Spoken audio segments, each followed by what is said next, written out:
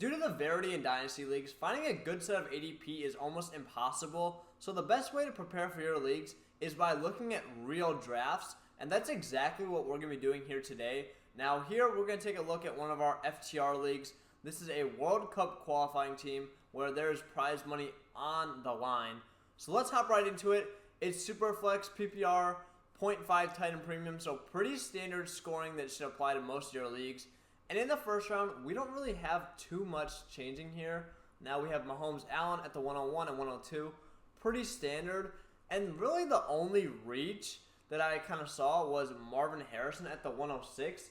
I definitely don't have him that high. He is around my 14th ranked player. And if you're going to take a wide receiver there, I just have to take Jefferson or Chase. I understand that Marvin Harrison is a generational prospect, and don't get me wrong, I love Marv, but at the same time, kind of projecting him out to be the Dynasty wide receiver 1 when he's not already there in the market, he's not already there in production, just doesn't really make a whole lot of sense for me. You're drafting him at his ceiling, and even from a roster construction standpoint, I would rather have a quarterback like Caleb Williams, even though that's probably not who I would have taken there. At 7, yeah, Caleb goes, and I probably would have taken Joe Burrow still over Caleb Williams, even though I am a Bears fan. It's just a little bit too risky. I think Caleb is going to be a bona fide stud. I have a ton of confidence in him, but I have a lot more confidence in Burrow, who I would feel much better about him being the staple of my team since he's already shown he can do it in the NFL. Then you have Chase, Jefferson going next, then CD. I have Justin Jefferson, CeeDee Lamb going back-to-back, and I actually have Chase in a tier behind them. I have Chase at 10, Jefferson at 6, Lamb at 7, but I'm definitely not super mad about it. Amon-Ra does go right after them, which isn't the end of the world for me. I will say Amon-Ra is a little bit lower for me as well. Yeah, he's 13. I would take Anthony Richardson, Kyler Murray over him, but that's not exactly what happened, so not the biggest deal in the world. We're going to go to the 201 now, and Richardson does go. I think that's a fantastic pairing from Team 12, who gets Burrow and Richardson. That's just such a steal, in my opinion. Then they go Bijan, who I think the pick is fine. I'm not the biggest fan of just taking a running back in that situation, but if you are going to take one, I would take Bijan. I think getting Kyler Murray at the 203 is a fantastic value, and I would have taken him even higher than that. CMC at the 205, again, it's not, you're committing to the win now build at that point. I wouldn't say it's a spectacular pick. I wouldn't say it's a bad pick either, just because of his age. Then you got Herbert at the 206. And the team that took Caleb Williams, I think, got really lucky here because that's a fantastic way to balance out your risk with proven production, even though he's not necessarily going to be a stud in year 1. So even if Caleb isn't amazing, Herbert's not really set up to be that good this year. Anyway, but he definitely has the talent to make up for it and be a good dynasty asset long term.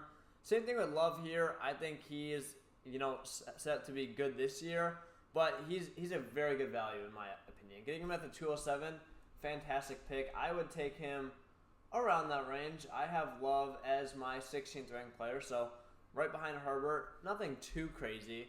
I would have moved him up a little bit. Now, the second rookie quarterback we have is Jaden Daniels. And Jaden Daniels, I have him at 21. So it's about where he went. I think it's exactly one pick ahead. Yeah. So, again, I like that pick. You're pairing with Hurts. I think Hurts is proven enough as a passer to feel good about building a team around him. Then I feel like it's okay to take a shot at Daniels, even though they are both rushing quarterbacks in theory. And then you have Gibbs, Fair, Puka. That's fine. Not really too many shocker picks in round 2. Heading over to round 3, we have Malik Neighbors going off the board at the 301. And I'm a big fan of that pick because I think he would be ranked much higher had he not come into the draft with Marvin Harrison Jr. I think he is arguably right up there being a generational talent. He is phenomenal. And then you have Trevor Lawrence 302. I don't love the player, but I think with the extension, with the security, with the quarterback market and Superflex, that's definitely a fine pick. Now I'll kind of just start skimming over picks now. Laporte at the 307 is definitely very interesting. I think that's a good value. I'm not, super high on taking tight ends, just in my opinion. But I think if you're going to take a guy, it has to be Laporta. I definitely have him ranked way higher than this. So if this was me, yeah, I would definitely take the value and take him. So a good pick at the 307, just in general. I don't know if I'd be taking him, earlier than that. But then we have Saquon JT, little RB run, Odunze and May. So nothing too notable. I'll kind of skip over to the 4th round. I think getting Dak Prescott in the 4th is a very good pick. I really think that that's, going to give you some security, locked down with Mahomes. And while he's probably not going to give you a ton of upside every year, he's only 30, and he really should be a quarterback 1 for the next 4 to 5 years. This year I have him as like my quarterback 9, so I think Superflex, that's a fantastic pick. When the next quarterback off the board is Jared Goff, and while he got an extension, I think that's a fine pick. Then you go see J.J. McCarthy. 2 up, again, that's fine. But after that, then it completely drops off a cliff until, the 7th round is where the next quarterback's picked. So definitely getting in on Dak Prescott at that price is a great pick. Then we have Bowers at the 408. Now, that's actually very interesting. I really want to know where I have him ranked because I don't have that pulled up off the top of my head. So I have him at about 45. I'm very confident that Bowers is going to be great. People were touting him as, that elite prospect, the best guy since Kyle Pitts come out. And I don't really think that should change now that he goes to the Raiders, even though it's not a great situation. Again, at the tight end position, the talent is going to win out, even though it might not be right away due to his, lackluster situation. But again, all he really has to do is fight for targets with Devontae Adams, who's 31 years old. I think he will still be the wide receiver 1 this year. But after this year, it's really up for grabs. And they're not going to roll with Aiden O'Connell or Gardner Minshew forever. So it's really not the end of the world. And when we're looking long term, I'm just going to go get a tight end that I think can give me a positional advantage. Then Pittman at the 411 I think is very nice. Same thing with Kincaid. Pittman, you have a guy that is going to be a locked-in wide receiver 2 most years. So at the 412, we have Kincaid, and I think Team 12 has killed this draft. I really have Kincaid and Bowers back-to-back, so getting him a few spots past that is a good value in my opinion. And I'm super high on Kincaid this year, getting attached to Josh Allen. I think he's a fantastic talent, and just the restructuring of Dawson Knox's contract makes me pretty sure that he will be the number 1 target this year. Let's hop down to round 5, though. Not too much crazy here. Devon A-Chain goes to the 501. I honestly am starting to come around more on him. I think his upside is league winning, so I don't hate it. I don't love it either. Josh Jacobs at the 506, though, is not a pick I'm a big fan of. I would personally take Jonathan Brooks over him. Personally take Kyle Pitts over him. Really any of these receivers, Brian Thomas, Zay Flowers, Xavier Worthy, Tank Dell even. Yeah, I don't like that pick at all. I'm super low on him this year. I don't think he's going to be a very good back, even though I like the Packers offense.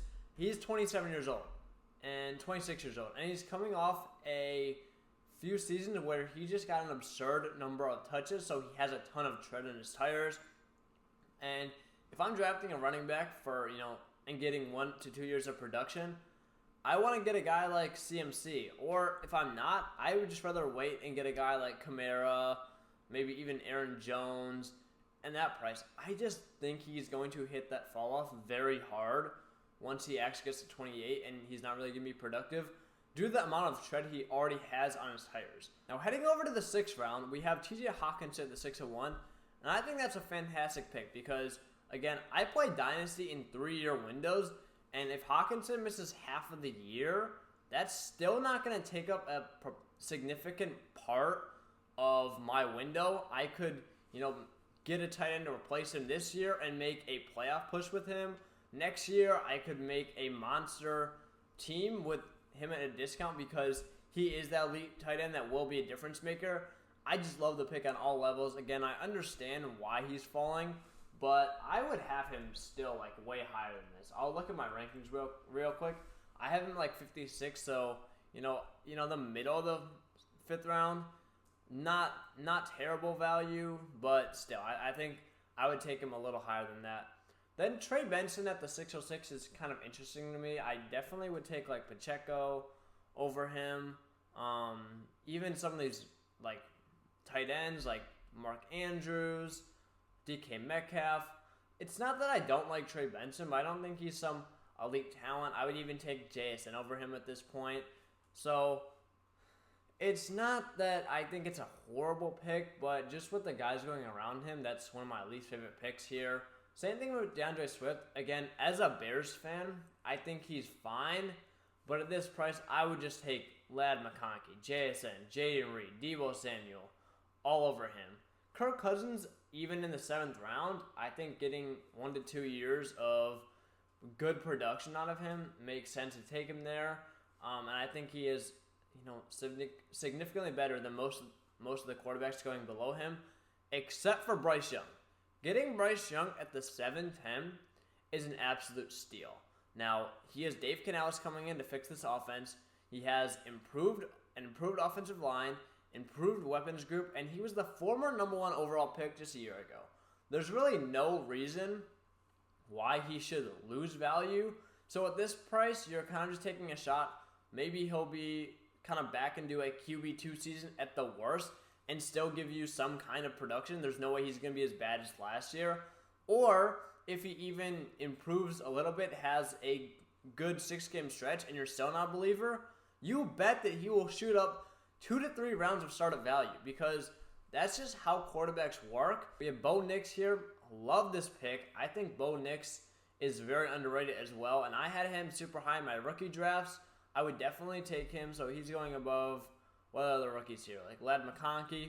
I'd take Nix over McConkey all day. With that guaranteed job, Sean Payton has shown that he is going to commit to him for at least a few years. And in startups, again, we're playing in 3-year windows. If you get a starting quarterback for 2 years that will be a quarterback 2, more than likely, that's a ton of value. And he's going to hold that value over time. I also think that Sean Payton is very good at developing quarterbacks. I think the Broncos have a good enough weapon group to where there's a shot that Bo Nix could be a high to mid-end quarterback 2 for quite some time. Then you have Levis here at the 805. I think that's fair. It's really his last year. There's a ton of upside, so I'm always going to be betting on that quarterback there. But I do understand the downside risk. Now, kind of just another big stretch of quarterbacks. Baker, like that pick, I think it's pretty solid value. Watson is fine. Stafford, he's fine as well. More for a contender. And there's nothing else that really stands out to me until Michael Penix at the 908. Love that pick as well. I think that there is really only one kind of archetype, and you have to be a rebuilder to where it makes sense to take him. Because, yeah, you can say, I'll take him for the value, but you're not actually going to be able to capitalize and, trade him. Because with his situation, there's such a low trade market that normally I would just say advocate for taking him and figuring out what to do with him later. But there's not a ton of teams that want to trade for him. So I think, let's see, the team that picked him, he kind of has Allen, Love, but he traded a lot of picks. So he didn't pick in the 3rd, 4th, and 5th round. Definitely seems like more of a rebuilder. And I think that kind of value is totally fine for him. And real quick note, you did see Tony Pollard and Aaron Jones pop up for him. That's totally fine. Pollard and Jones are both value picks in the 10th, 11th round. And once the season rolls around, draft was done about a few weeks ago. He's going to get a much better return on those players than he would have during the draft. So I think that's a good pick by him. Then Marquise Brown at the 1003 is the next guy I want to point out. I think this is a great pick. Marquise Brown has been very good during his time with the Cardinals. He's only 27 years old, so he's not super young, and he's attached to Patrick Mahomes. We've been waiting for a receiver that is going to be capable and talented enough to play alongside Mahomes and just eat off of him. I don't necessarily think that he's going to absolutely feed Brown, but especially if you're saying Rashee Rice is going to be suspended for the first half of the year, I think you get a value spike with Brown, and then you could sell him to a contender if you want as well. Nothing else too interesting. We'll hop into the 11th round, and Christian Watson at the 11-11, at the 11-1, I think that's fair value as well. I want to see where I have him ranked just so I can pull up. But yeah, I have him at 93. I have him a few rounds above. Again, I'm higher on Christian Watson just because I saw how good he was as a rookie. I saw how he comped to other elite receivers with his yards per route run. I think he's a fantastic prospect. Again, even though I'm a Bears fan, there's quite a few Packers that I really like. And Christian Watson, the guy I'd be targeting in the 10th round. But getting him in the 11th round, even though it is the 1101, I think is very good value as well. That's a place where I definitely want to take a shot on him. Don't really love too many picks in this round besides Aaron Jones. I think Keenan Allen's a fine pick. Evan Ingram is a very good pick as well, actually. Evan Ingram was the tight end 2 from points per game status last year, or from an overall status last year, which is shocking to me. But I would just rather have him and just getting that kind of consistent production. I think he could sneak into being a top 6, top 4, more likely top 6 tight end on any given year. He's only 28, 29, and he is attached to Trevor Lawrence and the Jaguars offense. I'd just rather take a shot on him over a guy like Zach Charbonnet, Khalil Shakir, where it's kind of up in the air. 12th round, Daniel Jones is a great value, and especially if we're looking at him right now.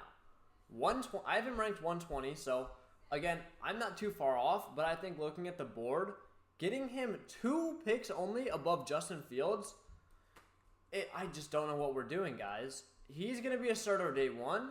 He has the rushing upside.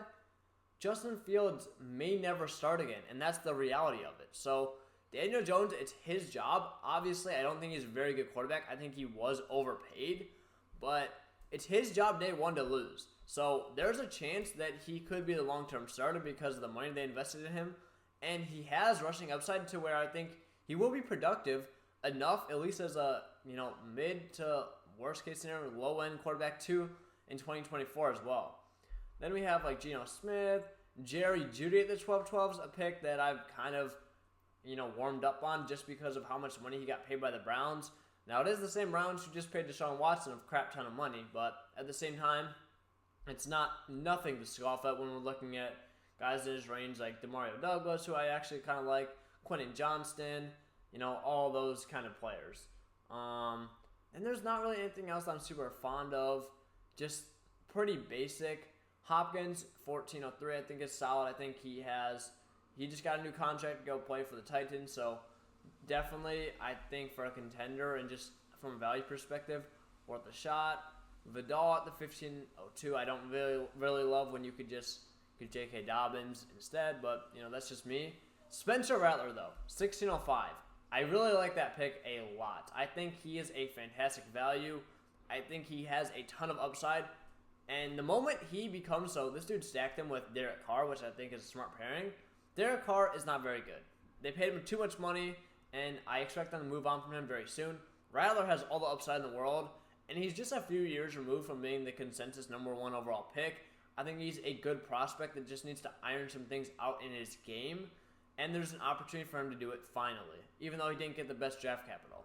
But compared to the other guys in this range, the moment he steps on the field as the quarterback 1, even if it's the end of the year, he immediately jumps up probably 3 to 4 rounds at the minimum, and you get a massive value win on him, even, again, if you don't believe in him as much as I do.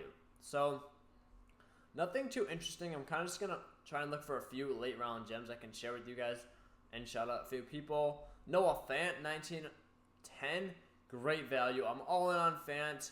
New offensive coordinator with Brian Grubb, and they should be throwing the ball a ton. Elite prospect. He has struggled, but he was a tight end 1, low-end tight end 1 early on in his career, and we're hoping Tyler Lockett just fades out and he can be the number 3 target in that offense. Then again, nothing else really too crazy. I mean, you get past the 20th round, and there's not much else to say, so I'm not really going to comment on anything past there. You guys can kind of just check out the board, though, if you want to. But that's just going to wrap things up. Again, I hope you enjoyed me breaking this down. All of my league mates, I won't say your name, but you guys know who you are. I think this was a very well-done draft. I wouldn't say there's even a clear-cut winner for me. I will say, off the top of my head, I would probably give the winner of this draft to pick 12. I think he killed it, especially in the early rounds. Got a few guys I like. Got some good values later on. And, I mean, he got Hendon Hooker in the 20th round, so that's automatically a bump for him as well. Huge Hendon Hooker guy. That being said, I hope you enjoyed the video. I'm Steve from the Fantasy Trading Room. If you enjoyed the video, be sure to drop a like and subscribe for more content, and I'll see you guys in the next one.